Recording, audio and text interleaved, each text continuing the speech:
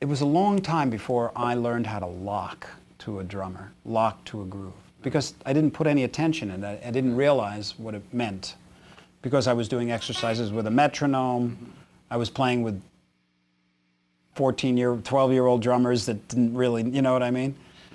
But just as important as practicing your technique and getting these things together, focusing on what it means to lock with other musicians is vital.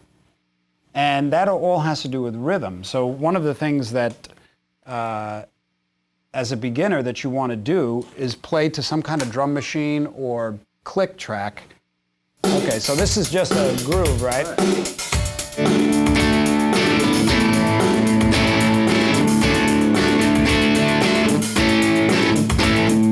So you listen and you make sure that each note it sounds good. You meditate with it. It might start out like this.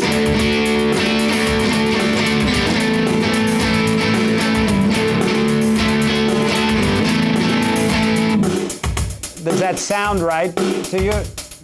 So learning to play to a groove is about meditating on it. So you listen very carefully, and even just right on that beat.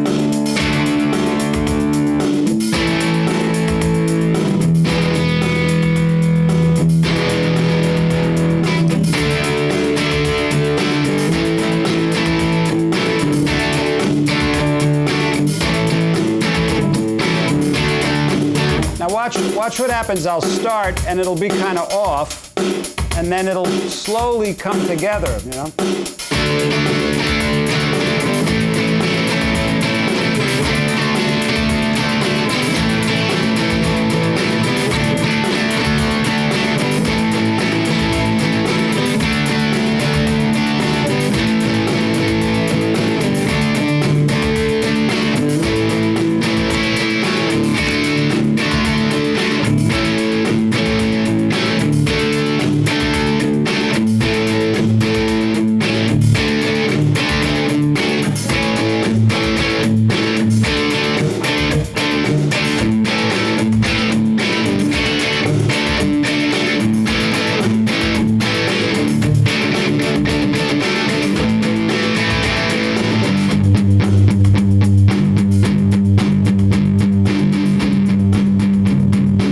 Big difference between that and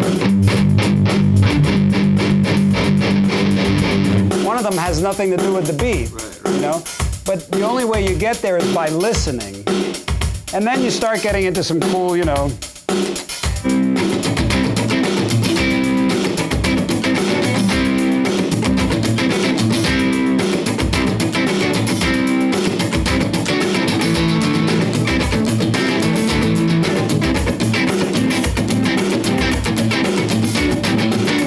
you start getting into things like, and I'm rushing ahead on a lot of this, but it's the listening, and then it's the, you'll naturally go into all these other areas, you know, but it's locking is,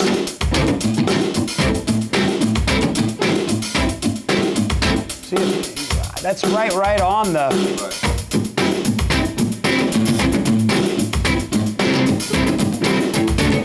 and then you can start putting odd time signatures on top of it.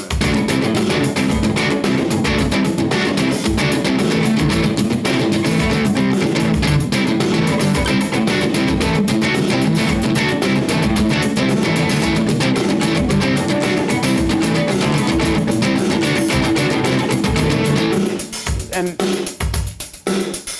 all that kind of stuff is a feel kind of thing, right, you know?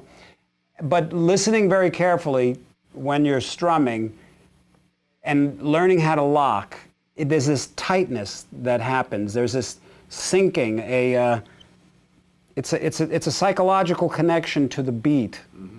And then you can do things with it, like pull it back a little bit, like if you had something like you're doing something a little heavy. You playing right on the beat would be like.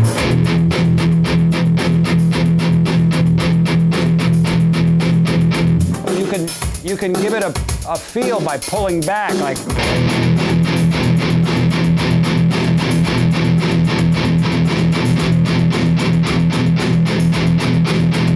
It's just pulling it back. We're rushing a little bit.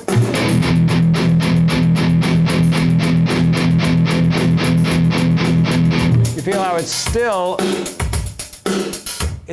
even and in sync, but it's got a pull to it or a...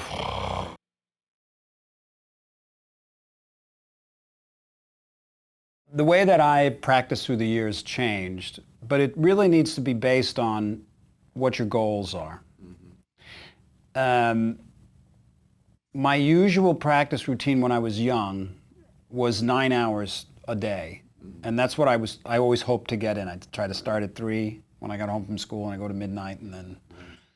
And there was, the reason why it was 9 was because it was divided into 3 groups of 3 hours, and there was definite things I wanted to accomplish in each hour. So it's not necessary to practice that much, unless, of course, you want to be an Olympic athlete, you know.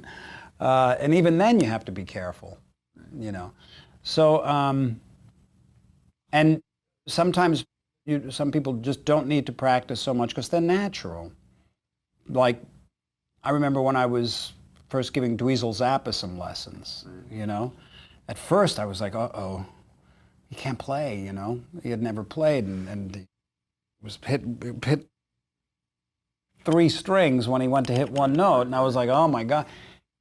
But at the rate that he improved was astonishing.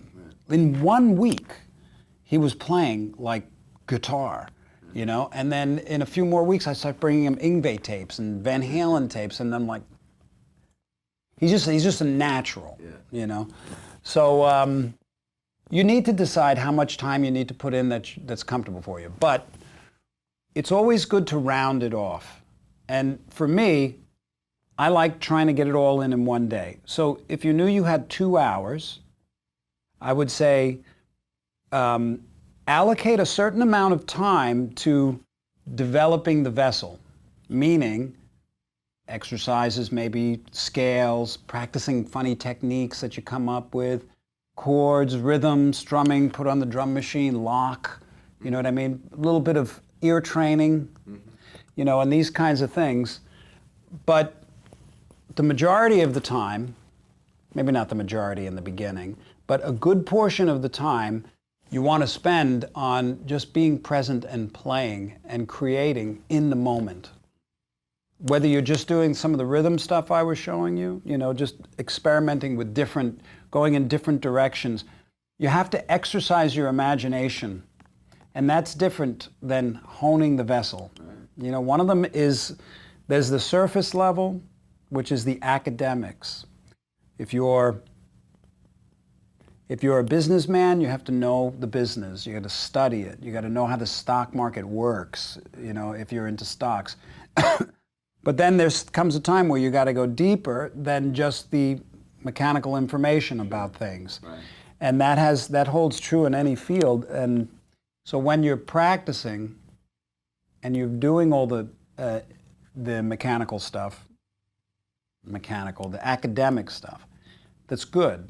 But it's always good to spend some time not knowing what you're going to do and just doing something. Because you have to exercise your spontaneous reaction to musical situations. And a couple of other things I would say is, first and foremost, don't worry. Don't be, watch yourself when you start feeling like you should be doing something that other people are doing because they're saying you should be doing it. It's not unnecessary. You only really need to do what pulls you. There's nothing ever to be taken too seriously. You know, seriousness leads to competition, and then, you know, that leads to the cutting at the root of your creativity, because then you'd start doing things for the wrong reasons.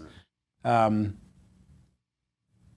absolutely have the right and are worthy of doing any music that you want, regardless of what's going on around you. That's big. Because a lot of people feel like they need to follow a particular trend or be approved by certain groups. or do what everybody's doing because they're doing it. Another cool thing to do occasionally is write something or play something with zero expectation of any approval from anybody. Meaning, nobody's going to hear this song. It's never going to get on the radio. Nobody's going to hear it. Because in a lot of cases, this can create an opening to your deep creativity. Because if nobody's going to hear it, I can do whatever I want. Right. I'm going to really experiment. It's good to experiment with something completely left of center in your mind, which takes courage because you got to break away from convention. Right. And it's really nice to practice spontaneity. Like, for instance, get a piece of paper front and back, and in 2 minutes fill it with lyrics without stopping. Stream of consciousness.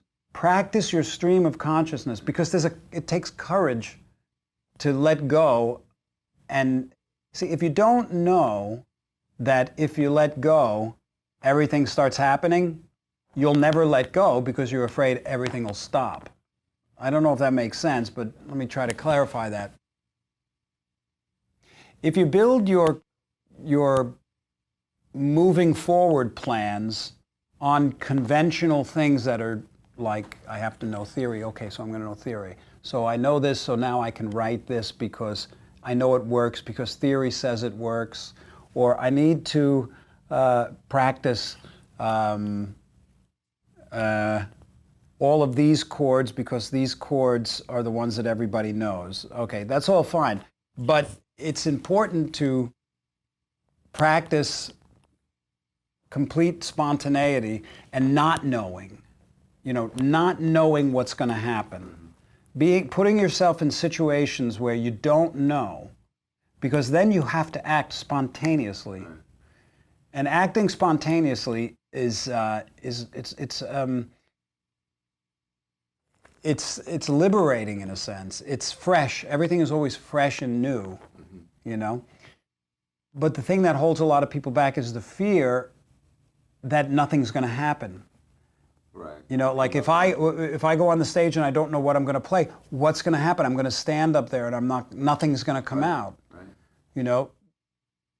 That can happen if you're afraid that that's going to happen. If your mind is on that happening, chances are it may happen. But more often the case is if you just go and you accept the I don't know what's going to happen, and you're loose and you're listening and you just listen. See, if you're listening, you can't be worried about the thoughts in your head. You can't be thinking, what's going to happen? That's a thought. Right. But if you're listening, you're in the moment of the musical situation, and it will come through you. Spontaneous action will happen if you create an opening in your own mind.